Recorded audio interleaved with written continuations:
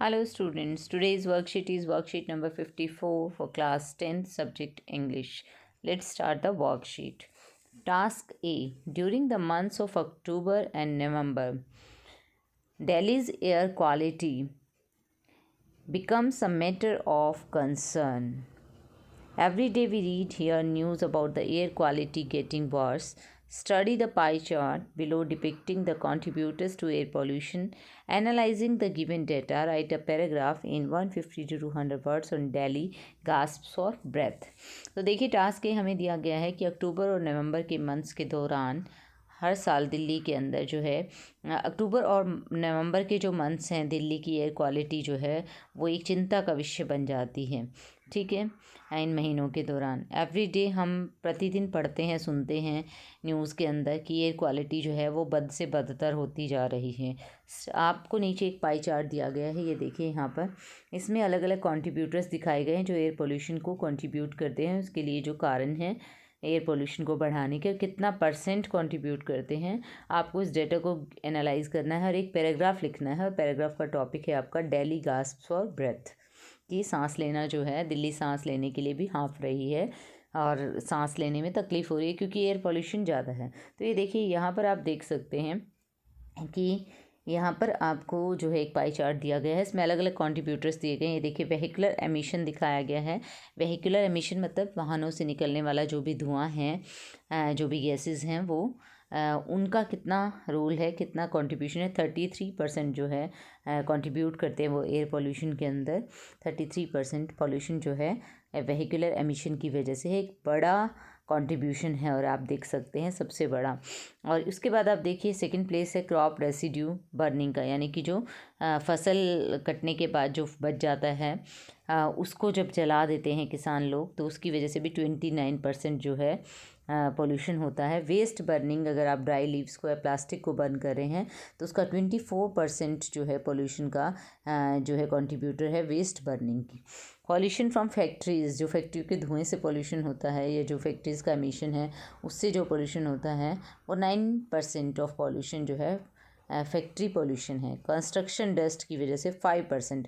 Construction dust जो है वो लोअर कंट्रीब्यूटर है, 5% कंट्रीब्यूट करता है एयर पोल्यूशन के अंदर, जो एक छोटा कारण है कंस्ट्रक्शन डस्ट सबसे इस चार्ट के अकॉर्डिंग कि सबसे ज़्यादा जो है वेहिकुलर एमिशन कंट्रीब्यूट कर रहा है एयर पोल्यूशन में। सबसे ज़्यादा जिम्मेवार बड़ा कारण वेहिकुलर एमिशन है और सबसे कम जो है, हालांकि बहुत 5% दे रहा है कंस्ट्रक्शन डस्ट भी। जो भी इमारतें बनती हैं, बिल्डिंग्स बनती हैं, उनकी वजह से जो धुआं धूल जो भी डस्टिंग होती है उसकी वजह से जो एयर के अंदर हार्मफुल पार्टिकल्स आ जाते हैं, ठीक है, वो कंस्ट्रक्शन डस्ट होता है।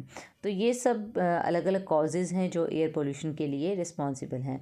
तो हम इस पाई चार्ट को देखते हुए हमें पैराग्राफ लिखना है। नीचे कुछ आपको देखिए ये कुछ हिंट्स दिए गए हैं आपको। ये देखिए you may use the following phrases to write the paragraph. ये नीचे दिए गए फ्रेजेस को आप यूज़ कर सकते हैं पैराग्राफ लिखने के लिए।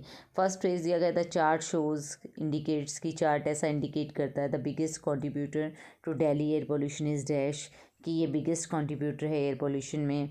Burning crop residue contributes as much as, share of dash is as low as dash, the air quality index has a possible solution to this is. तो इन हिंट्स की हेल्प लेते हुए इन फ्रेजेस को यूज़ कर सकते हैं आप पैराग्राफ में और इस तरीके से आप पैराग्राफ लिख सकते हैं। ये देखिए पैराग्राफ राइटिंग। पैराग्राफ राइटिंग हमें करना है, सबसे पहले हम टाइटल लिखेंगे। टाइटल क्या है हमारा, डेली गास्प्स फॉर ब्रीदिंग। अब देखिए we have been observing since last few years that daily gasp for breathing during the months of October and November every year. पिछले कुछ सालों से हम देखते आ रहे हैं कि दिल्ली में जो है सांस लेना भी दिल्ली के लिए मुश्किल हो रहा है अक्टूबर और नवंबर के महीनों में हर साल। ऐसा मतलब जो पोल्यूशन बढ़ता है अक्टूबर और नवंबर के मंथ्स में ज़्यादा होता है। The main cause of this problem is the continuous deteriorating air quality due to pollution. जो बड़ा कारण है सांस लेना क्यों दूभर हो रहा है, इस समस्या का बड़ा कारण है कि जो एयर क्वालिटी है वो डिटीरियोरेट कम होती जा रही है, बदतर होती जा रही है और पोल्यूशन की वजह से ऐसा हो रहा है। The given pie chart indicates the percentage of the contribution which different factors give to increase the air pollution. जो हमें चार्ट दिया गया है वो इंडिकेट करता है कि कितना परसेंटेज अलग अलग जो फैक्टर्स हैं वो कितना परसेंट कंट्रीब्यूट कर रहे हैं इस प्रॉब्लम को बढ़ाने के लिए। जैसा कि चार्ट हमें इंडिकेट करता है, vehicular emission is the biggest contributor to increase this grave problem of air pollution. Chart हमें इंडिकेट कर रहा है कि सबसे बड़ा कारण जो है, सबसे बड़ा बिगेस्ट कंट्रीब्यूटर कौन सा है, जो सबसे ज़्यादा कंट्रीब्यूट कर रहा है इस प्रॉब्लम को बढ़ाने में, वो है वेहिकुलर एमिशन। वेहिकुलर एमिशन मैंने आपको बताया था, जो वाहनों से निकलने वाला जो भी धुआं, जहरीली गैसेज जो होती हैं वो सब वेहिकुलर एमिशन में आता है। तो vehicular emission contributes almost 33% of the total air pollution.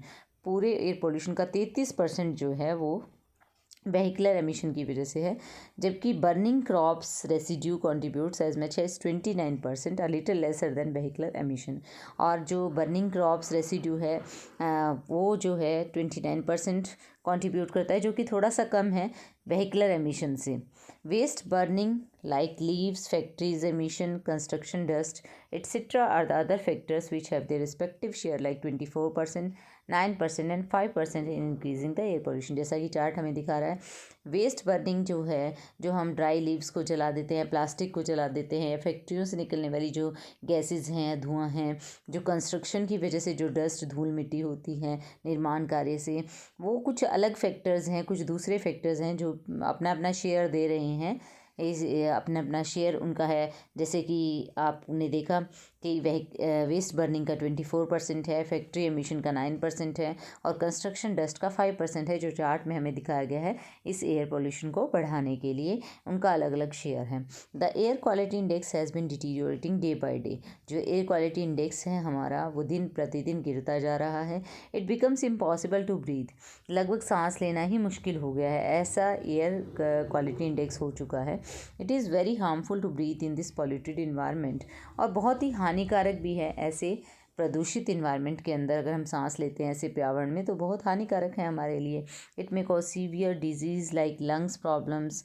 इससे बड़ी गंभीर समस्याएं, बीमारियां हो सकती हैं फेफड़ों से संबंधित। Grow more and more trees is the only possible solution to check this problem. इस प्रॉब्लम को रोकने का जो सबसे संभव उपाय है वो है ज़्यादा से ज़्यादा पेड़ लगाए जाएं।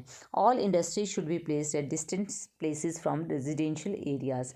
जितने भी उद्योग हैं, फैक्ट्रीज़ हैं, वो जो रेजिडेंशियल एरियाज़ हैं जहाँ पर निवास एरिया लोग रहते हैं, जिन एरियाज़ के, उनसे बहुत दूर ये स्थापित होने चाहिए जितने भी उद्योग हैं। The controlled use of vehicles following odd even system can also help a lot to decrease the vehicular emission.